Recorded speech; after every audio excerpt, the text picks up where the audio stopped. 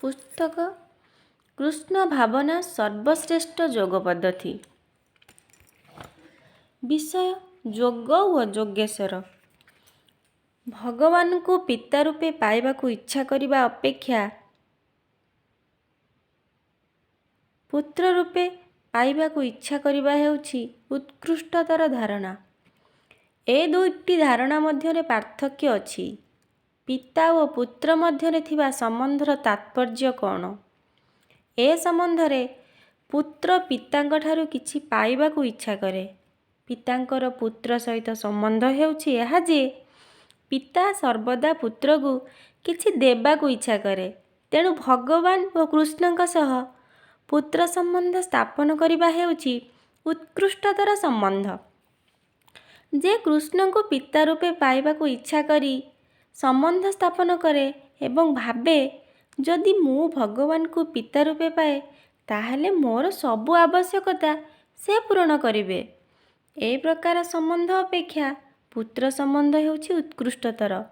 ଯଦି ମୁଁ କୃଷ୍ଣଙ୍କର ପିତା ହୁଏ ତାହେଲେ ଶୈଶବ କାଳରୁ ତାଙ୍କର ସେବା କରିବା ହେବ ମୋର କାମ। ଶିଶୁର ଜନ୍ମଠାରୁ ଆରମ୍ଭ କରି ଶେଷ ପର୍ଯ୍ୟନ୍ତ ଶିଶୁର ସେବା କରିବା ପିତାର କାର୍ଯ୍ୟ। ତେଣୁ ବସୁଦେବ ଓ ଦେବକୀଙ୍କର କୃଷ୍ଣଙ୍କ ସହ ଏ ପ୍ରକାର ସମ୍ବନ୍ଧ ଅତ୍ୟନ୍ତ ଉତ୍କୃଷ୍ଟ ସମ୍ବନ୍ଧ ଅଟେ। କୃଷ୍ଣଙ୍କର ଉପମାତା ଯଶୋଦା ଭାବୁଛନ୍ତି ମୁଁ ଯଦି କୃଷ୍ଣଙ୍କୁ ଭଲ ଭାବରେ ଖାଇବାକୁ ନ ଦିଏ ତେବେ ସେ ମରିଯିବ।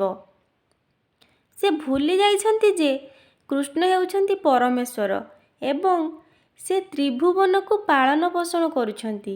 ସେ ଭୁଲି ଯାଇଛନ୍ତି ଯେ କେବଳ ଇଏ ଭଗବାନ ସମସ୍ତଙ୍କ ଜୀବନର ଆବଶ୍ୟକତା ପୂରଣ କରୁଛନ୍ତି। ସେ ଏହି ପରମ ପୁରୁଷ ଭଗବାନ ଯଶୋଦାଙ୍କର ପୁତ୍ର ହୋଇଛନ୍ତି ଏବଂ ଯଶୋଦା ଭାବୁଛନ୍ତି ଯଦି ମୁଁ ତାଙ୍କୁ ଭଲ ଭାବରେ ଖାଇବାକୁ ନ ଦିଏ ତେବେ ସେ ମରିଯିବ। ଏହା ହେଉଛି ତ ସ୍ନେହ। ସେ ଭୁଲି ଯାଇଛନ୍ତି ଯେ ପରମ ପୁରୁଷ ଭଗବାନ ତାଙ୍କ ସମକ୍ଷରେ ଏକ କ୍ଷୁଦ୍ର ଶିଶୁ ରୂପରେ ଆବିର୍ଭୂତ ହୋଇଛନ୍ତି। ଏ ପ୍ରକାର ସମ୍ବନ୍ଧ ଅତ୍ୟନ୍ତ ଉତ୍କୃଷ୍ଟ ସମ୍ବନ୍ଧ ଅଟେ। ଏହାକୁ ବୁଝିବାକୁ ସମୟ ଦରକାର। କିନ୍ତୁ ଏ ପ୍ରକାର ଏକ ବ୍ୟବସ୍ଥା ଅଛି ଯେଉଁଠି ତୁମେ ହେ ଭଗବାନ ମୋତେ ଖାଇବାକୁ ଦିଅ ଏ କଥା କହିବା ପରିବର୍ତ୍ତେ ଭାବିବ ଯେ ଯଦି ମୁଁ ତୁମକୁ ଖାଇବାକୁ ନ ଦିଏ ତୁମେ ମରିଯିବ। ଏହା ହେଉଛି ଗଭୀର ସ୍ନେହ ସମ୍ପର୍କ। କୃଷ୍ଣ ଓ ବିଶିଷ୍ଟ ଭକ୍ତ କୃଷ୍ଣଙ୍କର ପ୍ରଧାନ ପ୍ରେମିକା ଶ୍ରୀମତୀ ରାଧାରାଣୀଙ୍କ ମଧ୍ୟରେ ଏହି ପ୍ରକାର ଏକ ସମ୍ବନ୍ଧ ଅଛି। ମା ଯଶୋଦା ମା ହିସାବରେ ତାଙ୍କର ସେବିକା, ସୁଦାମା ବନ୍ଧୁ ହିସାବରେ ତାଙ୍କର ସେବକ ଏବଂ ପ୍ରେମିକ ବନ୍ଧୁ ଅର୍ଜୁନ ମଧ୍ୟ ତାଙ୍କର ଏକ ବନ୍ଧୁ। କୃଷ୍ଣଙ୍କ ସହ ପ୍ରତ୍ୟକ୍ଷ ଭାବରେ ସମ୍ବନ୍ଧିତ କୋଟି କୋଟି ବିଭିନ୍ନ ପ୍ରକାର ଭକ୍ତ ଅଛନ୍ତି। ଏଠାରେ ଯେଉଁ ଯୋଗ ବିଧି କଥା କୁହାଯାଇଛି ତାହା ବ୍ୟକ୍ତିକୁ ଭକ୍ତି ଯୋଗ ଆଡ଼କୁ ନିଏ ଏବଂ ଯେଉଁ ବ୍ୟକ୍ତିଗଣ କୃଷ୍ଣପ୍ରେମୀ ସେହିମାନେ ହିଁ ଭକ୍ତି ଯୋଗ ଅଭ୍ୟାସ କରିପାରନ୍ତି। ଅନ୍ୟମାନେ ଏହାକୁ ଅଭ୍ୟାସ କରିପାରିବେ ନାହିଁ। ଯଦି କେହି କୃଷ୍ଣ ପ୍ରେମ ଅଭ୍ୟାସ କରିପାରେ ତାହେଲେ ସେ ଭଗବାନ ଶ୍ରୀକୃଷ୍ଣଙ୍କୁ ଭଲ ଭାବରେ ବୁଝିପାରିବ। ଅବଶ୍ୟ ଆମ୍ଭେମାନେ ବିଭିନ୍ନ ଦର୍ଶନ ଓ ବିଭିନ୍ନ ଧାରାରେ ଏବଂ ମାନସିକ ଚିନ୍ତନ ବା କଳ୍ପନା ବଳରେ ଭଗବାନଙ୍କୁ ବୁଝିବାକୁ ଚେଷ୍ଟା କରୁ କିନ୍ତୁ ତାହା ବଡ଼ କଷ୍ଟକର ବ୍ୟାପାର। ଆମ୍ଭେମାନେ କହିପାରୁ ଯେ ଆମେ ଭଗବାନଙ୍କୁ ଜାଣିଛୁ କିନ୍ତୁ ତାଙ୍କର ପ୍ରକୃତ ସ୍ୱରୂପ ଜାଣିବା ସମ୍ଭବପର ନୁହେଁ କାରଣ ଆମ୍ଭମାନଙ୍କର ଇନ୍ଦ୍ରିୟଗଣ ସୀମିତ ଅଳ୍ପ ଶକ୍ତି ସମ୍ପନ୍ନ ଓ ସେ ଭଗବାନଙ୍କ ଅସୀମ ଅନନ୍ତ କୃପା ଜାଣିପାରିବେ ନାହିଁ। ଶ୍ରୀମଦ୍ ଭଗବତରେ କୁହାଯାଇଛି ଯେ ଆମ୍ଭମାନଙ୍କର ଇନ୍ଦ୍ରିୟଗଣ ଅପୂର୍ଣ୍ଣ ଏପରିକି ଆମ୍ଭେମାନେ ଏକ ଭୌତିକ ଜଗତକୁ ମଧ୍ୟ ଠିକ୍ ରୂପେ ଜାଣିପାରୁନାହୁଁ। ରାତିରେ ତୁମେମାନେ ଆକାଶରେ ଅସଂଖ୍ୟ ଗ୍ରହ ନକ୍ଷତ୍ର ଦେଖୁଛ କିନ୍ତୁ ତୁମ୍ଭେମାନେ ଜାଣ ନାହିଁ ସେଗୁଡ଼ିକ କ'ଣ। ଏପରିକି ଚନ୍ଦ୍ର ଗ୍ରହ କ'ଣ ତାହା ବି ତୁମ୍ଭେମାନେ ଜାଣ ନାହିଁ। ଯଦି ମନୁଷ୍ୟ ସ୍ପୁଟନିକ୍ ସାହାଯ୍ୟରେ ଅନେକ ଅର୍ଥ ଧରି ସେଠାକୁ ଯିବାକୁ ଚେଷ୍ଟା କରି ଆସୁଛି, ଏପରିକି ଏହି ଗ୍ରହ, ଏହି ପୃଥିବୀକୁ ଆମେ ଜାଣିପାରି ନାହୁଁ। ଏହି ପୃଥିବୀରେ ଅର୍ଥାତ୍ ଏହି ଗ୍ରହରେ କେତେ ପ୍ରକାର ଓ କି ପ୍ରକାର ଜୀବ ଏବଂ ବସ୍ତୁମାନ ଅଛି ତାହା ବି ଆମେ ଜାଣିପାରି ନାହୁଁ। ତୁମେ ଯଦି ସମୁଦ୍ରକୁ ଯିବ କିମ୍ବା ଆକାଶକୁ ଯିବ, ତୁମେ କିଛି ଭଲ ରକମ ଦେଖିପାରିବ ନାହିଁ କି ଜାଣିପାରିବ ନାହିଁ, କାରଣ ତୁମର ଦୃଷ୍ଟିଶକ୍ତି ଓ ବୁଝିବା ଶକ୍ତି ଖୁବ୍ କମ୍। ତେଣୁ ଆମ୍ଭମାନଙ୍କର ଜ୍ଞାନ ବାରବାର ଅସମ୍ପୂର୍ଣ୍ଣ। ଏ କଥା ନିଶ୍ଚୟ ଆମ୍ଭେମାନେ ସ୍ୱୀକାର କରିବା ଯଦି ଆମ୍ଭେମାନେ ନିର୍ବୋଧ ଭାବେ ଭାବିବା ଯେ ଆମେ ସବୁ ପ୍ରକାର ଜ୍ଞାନ ଅର୍ଜନ କରିଛୁ ଏବଂ ଆମ୍ଭେମାନେ ବିଜ୍ଞାନର ଅଗ୍ରଗତି କରିଛୁ, ତାହେଲେ ତାହା ଆଉ ଏକ ପ୍ରକାର ନିର୍ବୋଧତା। ଏହା ସମ୍ଭବ ନୁହେଁ। ଯେତେବେଳେ ଆମ୍ଭେମାନେ ପ୍ରତିଦିନ ଦେଖୁଥିବା ଏ ଭୌତିକ ପଦାର୍ଥ ଗୁଡ଼ିକୁ ବୁଝିବା ସମ୍ଭବପର ହୋଇପାରୁନାହିଁ, ସେ ସ୍ଥଳରେ ଚିତ୍ ଜଗତ ଏବଂ ପରମ ପୁରୁଷ ଭଗବାନ ଶ୍ରୀକୃଷ୍ଣକୁ ଯେ ଆମ୍ଭେମାନେ ବୁଝିପାରିବା, ଏ କଥା ବା କ'ଣ କହିବା। ସେ ପରମ ଦିବ୍ୟ ପୁରୁଷ ଏବଂ ଆମ୍ଭମାନଙ୍କର ଅପୂର୍ଣ୍ଣ ତଥା ଅସୀମ ଇନ୍ଦ୍ରିୟ ଗୁଡ଼ିକୁ ସାହାଯ୍ୟରେ ତାଙ୍କୁ ବୁଝିବା ସମ୍ଭବପର ନୁହେଁ।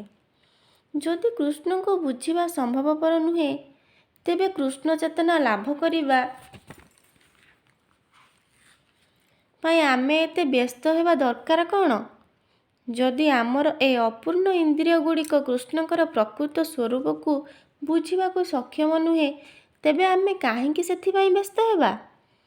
ଏହା ଉତ୍ତର ହେଉଛି, ତୁମେ ଯଦି ବିନୟୀ ହେବ, ତୁମେ ଯଦି କୃଷ୍ଣଙ୍କର ଉପଦେଶ ଅନୁଯାୟୀ ଦିବ୍ୟ ଭାବ ବୃଦ୍ଧି କରିବ ବା ଅଭ୍ୟାସ କରିବ ଏବଂ ସେବକ ରୂପରେ କିମ୍ବା ସଖା ରୂପରେ କିମ୍ବା ପିତାମାତା ରୂପରେ କିମ୍ବା ପ୍ରେମିକ ରୂପରେ ତାଙ୍କ ସହ ସମ୍ପର୍କ ସ୍ଥାପନ କରିବ, ଅର୍ଥାତ୍ ଅନ୍ୟ କଥାରେ ଏହା ହିଁ କୁହାଯାଇପାରେ ଯେ ଯଦି ତୁମେ ଭଗବାନ କୃଷ୍ଣଙ୍କୁ ସେବା କରିବାକୁ ଆରମ୍ଭ କରିବ, ତାହେଲେ ତୁମେ ତାଙ୍କୁ ବୁଝିପାରିବ। ତୁମର ସେବା ଜିହ୍ୱାରୁ ଆରମ୍ଭ ହୁଏ। କିପରି? ଜିହ୍ୱା ଦ୍ୱାରା ତୁମେ ହରେ କୃଷ୍ଣ ଉଚ୍ଚାରଣ କରିପାର ଏବଂ ତାହା ସାହାଯ୍ୟରେ ତୁମେ ଦିବ୍ୟ ଖାଦ୍ୟ କୃଷ୍ଣ ପ୍ରସାଦମ୍ ଆସ୍ୱାଦନ କରିପାର। ତେଣୁ ଏ ବିଧିର ଆରମ୍ଭ ଅତି ସୁନ୍ଦର। ତୁମ୍ଭେମାନେ ହରେ କୃଷ୍ଣ କୃଷ୍ଣ କୃଷ୍ଣ ହରେ ହରେ, ହରେ ରାମ ରାମ ରାମ ହରେ ହରେ କୀର୍ତ୍ତନ କରିପାର ଏବଂ କୃଷ୍ଣ ଦୟାକରି ତୁମ୍ଭମାନଙ୍କୁ ଯେତେବେଳେ ତାଙ୍କ ପ୍ରସାଦ ଦେବେ, ସେତେବେଳେ ତାହା ତୁମ୍ଭେମାନେ ଗ୍ରହଣ କରିପାର। ଏହାର ପରିଣାମ ଏହି ଯେ ଯଦି ତୁମେ ବିନୀତ ହୋଇ କୃଷ୍ଣ ସେବା, କୃଷ୍ଣ କୀର୍ତ୍ତନ, କୃଷ୍ଣ ପ୍ରସାଦ ସେବନ ଆରମ୍ଭ କର, ତାହେଲେ କୃଷ୍ଣ ତୁମ ସମକ୍ଷ ନିଶ୍ଚୟ ପ୍ରକଟ ହେବେ।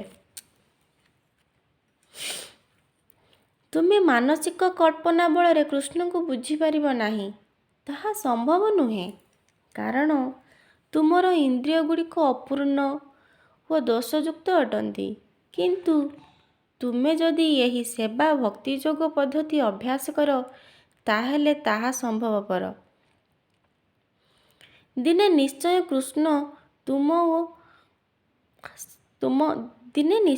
କୃଷ୍ଣ ତୁମ ସମକ୍ଷରେ ପ୍ରକଟିତ ହେବେ ଏବଂ କହିବେ, ମୁଁ ଏହିପରି, ଠିକ୍ ଯେପରି କୃଷ୍ଣ ଅର୍ଜୁନଙ୍କ ସମକ୍ଷରେ ପ୍ରକଟିତ ହେଉଛନ୍ତି।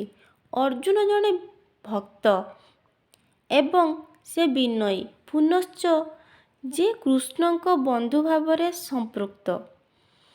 ତେଣୁ କୃଷ୍ଣ ତାଙ୍କ ସମକ୍ଷରେ ପ୍ରକଟିତ ହେଉଛନ୍ତି। ଭଗବଦ୍ ଗୀତା ଅର୍ଜୁନଙ୍କୁ କୁହାଯାଇଛି, କୌଣସି ବେଦାନ୍ତବାସୀ ଦାର୍ଶନିକଙ୍କୁ କୁହାଯାଇ ନାହିଁ। ଚତୁର୍ଥ ଅଧ୍ୟାୟର ଆରମ୍ଭରେ ତୁମ୍ଭେମାନେ ଦେଖିପାରିବ କୃଷ୍ଣ କହୁଛନ୍ତି, ମୁଁ ସେହି ପୁରାତନ ଯୋଗ କଥା ତୁମକୁ କହୁଛି। ଏଠାରେ କୁହାଗଲା, ତୁମକୁ ଅର୍ଜୁନ ଜଣେ ଯୋଦ୍ଧା କ୍ଷତ୍ରିୟ, ସେ ଜଣେ ଗୃହସ୍ଥ, ସେ ସର୍ବତ୍ୟାଗୀ ସନ୍ନ୍ୟାସୀ ନୁହେଁ। କୃଷ୍ଣଙ୍କୁ ବୁଝିବାକୁ ଏଗୁଡ଼ିକ ଯୋଗ୍ୟତା ନୁହେଁ। ଧର, ମୁଁ ବର୍ତ୍ତମାନ କହିବି, ମୁଁ ଜଣେ ସନ୍ନ୍ୟାସୀ, ମୁଁ ବର୍ତ୍ତମାନ କୃଷ୍ଣଙ୍କୁ ବୁଝିପାରିବି। ଏହା କୃଷ୍ଣଙ୍କୁ ବୁଝିବା ନିମିତ୍ତ ଯୋଗ୍ୟତା ନୁହେଁ। ତାହେଲେ ଯୋଗ୍ୟତାଟା କ'ଣ? ତାହା ହେଉଛି କୃଷ୍ଣଙ୍କର କଥାରେ ଯେ ପ୍ରେମ ଓ ଭକ୍ତି ଭାବରେ ମୋର ସେବା କରୁଛି, ସେ ହିଁ ମୋତେ ବୁଝିପାରିବ, ଆଉ କେହି ବୁଝିପାରିବେ ନାହିଁ। ଖୁବ୍ ବିଦ୍ୱାନ ପଣ୍ଡିତଗଣ ଏବଂ ଦାର୍ଶନିକଗଣ ବୁଝିପାରିବେ ନାହିଁ। କିନ୍ତୁ ଏକ ଶିଶୁର ଯଦି କୃଷ୍ଣଙ୍କଠାରେ ପୂର୍ଣ୍ଣ ଶ୍ରଦ୍ଧା ଅଛି, ଅଖଣ୍ଡ ବିଶ୍ୱାସ ଅଛି, ତେବେ ସେ ବୁଝିପାରିବ। ତେଣୁ ବିଶ୍ୱାସ, ଶ୍ରଦ୍ଧା, ଭକ୍ତି ହେଲା ଯୋଗ୍ୟତା, ଯାହା ବଳରେ ବ୍ୟକ୍ତି କୃଷ୍ଣଙ୍କୁ ବୁଝିପାରିବ। କେବଳ ଏ ପ୍ରକାର ଶ୍ରଦ୍ଧା, ବିଶ୍ୱାସ ଏବଂ ଭକ୍ତି ବଳରେ ତୁମ୍ଭେ ବୁଝିପାରିବ ଯେ ଶ୍ରୀକୃଷ୍ଣ ହେଉଛନ୍ତି ପରମ ପୁରୁଷ ଭଗବାନ। ଯେପରି ଆମ୍ଭେମାନେ କୃଷ୍ଣ ଭାବନା ପ୍ରଚାର କରୁଛୁ, ଆମ୍ଭେମାନେ ତୁମ୍ଭମାନଙ୍କର କିମ୍ବା ଆମ୍ଭମାନଙ୍କର ସମୟ ନଷ୍ଟ କରୁନାହୁଁ, କାରଣ ଆମର ଏ ପୂର୍ଣ୍ଣ ବିଶ୍ୱାସ ଅଛି ଯେ ଶ୍ରୀକୃଷ୍ଣ ହେଉଛନ୍ତି ପରମ ପୁରୁଷ ଭଗବାନ। କଳ୍ପନା ଅପୂର୍ବ ହେଉ କିମ୍ବା ବାସ୍ତବରେ ହେଉ, ତୁମେ ଶ୍ରୀକୃଷ୍ଣଙ୍କୁ ପରମ ପୁରୁଷ ରୂପେ ସ୍ୱୀକାର କରିବା ଉଚିତ।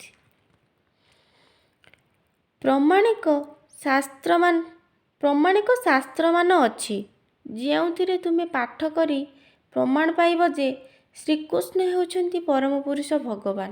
ଦୈବିକ ସାହିତ୍ୟରୁ ଅତୀତର କଥା ବର୍ତ୍ତମାନର ମହାନ ବ୍ୟକ୍ତିମାନଙ୍କଠାରୁ ଜାଣିବାକୁ ପାଇବ ଯେ ଶ୍ରୀକୃଷ୍ଣ ହେଉଛନ୍ତି ପରମ ପୁରୁଷ ଭଗବାନ। ବର୍ତ୍ତମାନ ପାଇଁ ଶ୍ରୀ ଚୈତନ୍ୟ ମହାପ୍ରଭୁ ଅଛନ୍ତି। ଶ୍ରୀ ଚୈତନ୍ୟ ମହାପ୍ରଭୁ ଏକ ମହାନ ଆଚାର୍ଯ୍ୟ। ତାଙ୍କ ଅପେକ୍ଷା କେହି ବଡ଼ ନୁହନ୍ତି। ସେ ଶ୍ରୀକୃଷ୍ଣଙ୍କୁ ପାଇବା ପାଇଁ ପାଗଳ ହୋଇଥିଲେ। ତାଙ୍କ ପରେ ତାଙ୍କର 6 ଜଣ ବିଶିଷ୍ଟ ଶିଷ୍ୟ ଷୋଡ଼ ଗୋସ୍ୱାମୀ ବହୁ ଅମୂଲ୍ୟ ଗ୍ରନ୍ଥ ଲେଖିଦେଇ ଯାଇଛନ୍ତି। ବିଶେଷ କରି ଜୀବ ଗୋସ୍ୱାମୀଙ୍କର ଅବଦାନ ଖୁବ୍ ବେଶୀ। ସେମାନେ କୃଷ୍ଣଙ୍କ ଉପରେ ଅନେକ ଗ୍ରନ୍ଥ ଲେଖିଛନ୍ତି। ତେଣୁ ଗୁରୁ ପରମ୍ପରାଠାରୁ ଆମେ ଏହି ସ୍ତରକୁ ଆସୁଛୁ ଏବଂ ଯଦି ତୁମେ ଅତୀତ ଇତିହାସ ଜାଣିବାକୁ ଇଚ୍ଛା କର, ତେବେ ଖୁବ୍ ପଛକୁ ବ୍ୟାସଦେବଙ୍କ ପର୍ଯ୍ୟନ୍ତ ଚାଲ। ସେ ଶ୍ରୀମଦ୍ ଭାଗବତ ଏବଂ କୃଷ୍ଣଙ୍କ ଉପରେ ଅନ୍ୟ ଶାସ୍ତ୍ରମାନ ଅଧ୍ୟୟନ ପ୍ରଣୟନ କରିଛନ୍ତି। ଶ୍ରୀମଦ୍ ଭାଗବତମ୍ ଶ୍ରୀକୃଷ୍ଣଙ୍କ ସମ୍ବନ୍ଧୀୟ ବର୍ଣ୍ଣନା ବ୍ୟତୀତ ଆଉ କିଛି ନୁହେଁ। ବ୍ୟାସଦେବ ମଧ୍ୟ ଭଗବତ୍ ଗୀତାର ଲେଖକ। ଭଗବାନ ଶ୍ରୀକୃଷ୍ଣ ଗୀତା କହିଲେ ଏବଂ ବ୍ୟାସଦେବ ତାହା ଲେଖିଲେ। ସେ ଗୀତାକୁ ମହାଭାରତ ମଧ୍ୟରେ ରଖିଲେ।